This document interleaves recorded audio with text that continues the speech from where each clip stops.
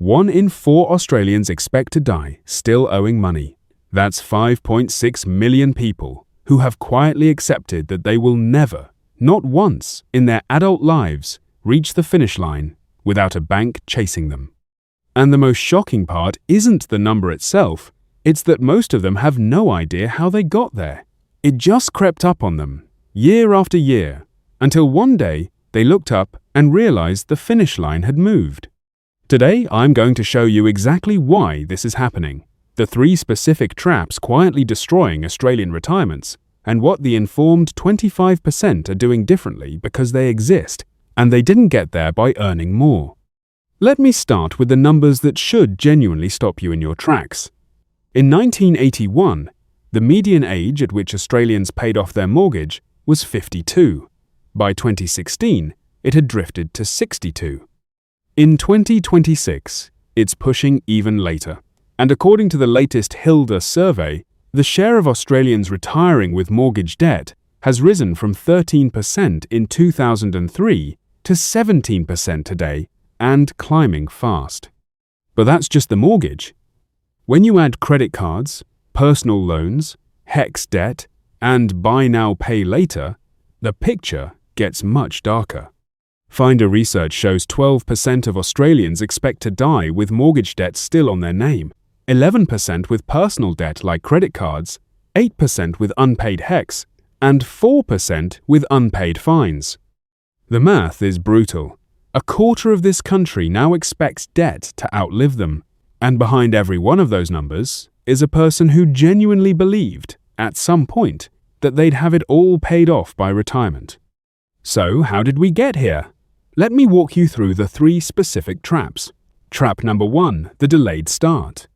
The median age of first homebuyers in Australia in 2026 is 36 years old. Not 25, not 30, 36.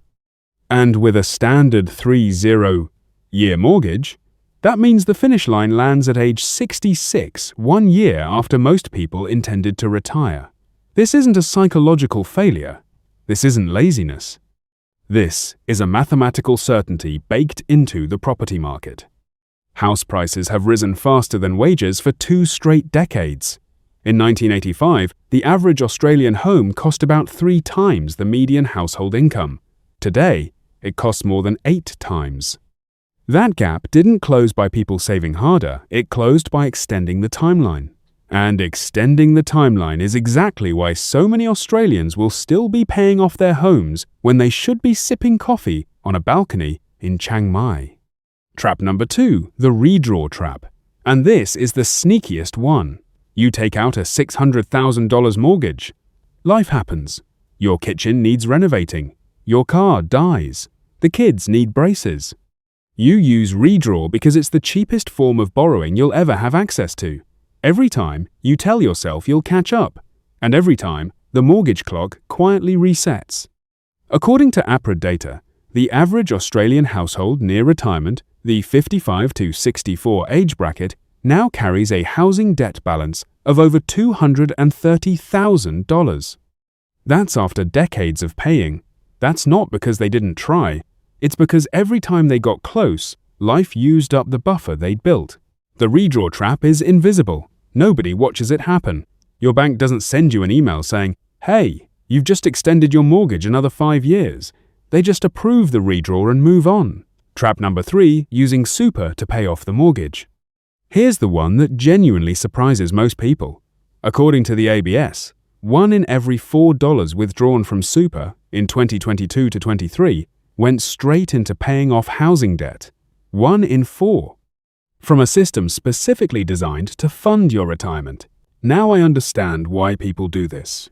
Being mortgage-free at 65 feels like freedom, but there's a hidden cost that the industry rarely explains. Every $100,000 you pull out of super to pay off your mortgage is $100,000 that stops compounding at roughly 7.5% per year. Over 20 years of retirement, that lost compounding costs you approximately $360,000 in retirement income. You didn't pay off your mortgage. You paid off your mortgage with a $360,000 tip. Now, let me tell you about the 25%, the Australians who do retire debt-free, because their strategy is not what you'd expect. The debt-free retirees I've studied share 3 very specific behaviours, and none of them require earning more than the average worker. First, they treat their home as a project with a deadline, not as a lifetime commitment. They pick a target payoff date that lands 5 to 7 years before retirement, and they hit that date, not the maximum 30-year default. A real target. According to research from Vanguard's How Australia Retires 2025 report, retirees who did this reported dramatically higher retirement confidence than those who let the mortgage drift. Second, they never use Redraw for lifestyle. Redraw exists for 2 things in their world: genuine emergencies and true investments that grow in value. Not renovations, not holidays, not new cars. They protect the buffer because they understand that every dollar redrawn is a dollar of retirement traded away. Third, they build a debt payoff strategy alongside their super strategy, not against it. Instead of raiding super at the end, they use extra income throughout their 40s and 50s to attack the mortgage principal while still letting super compound untouched in the background. It's slower, less dramatic, and infinitely more powerful than the one big withdrawal at the finish line. But here's the part that changes how you should think about all of this. Being debt-free at retirement isn't about being frugal. It isn't about missing out on life. It's about knowing which decisions genuinely move the finish line closer and which ones move it further away. A $50,000 kitchen renovation on Redraw doesn't cost you $50,000. Financed at 5.6% over 20 remaining years of mortgage, it costs you closer to $86,000 in total repayments, and it delays your debt-free date by about 2.5 years. That's the real price. The kitchen is $50,000. Your retirement is worth much more. The Australians who quietly retire debt-free aren't superheroes. They just make 3 decisions the other 75% don't make.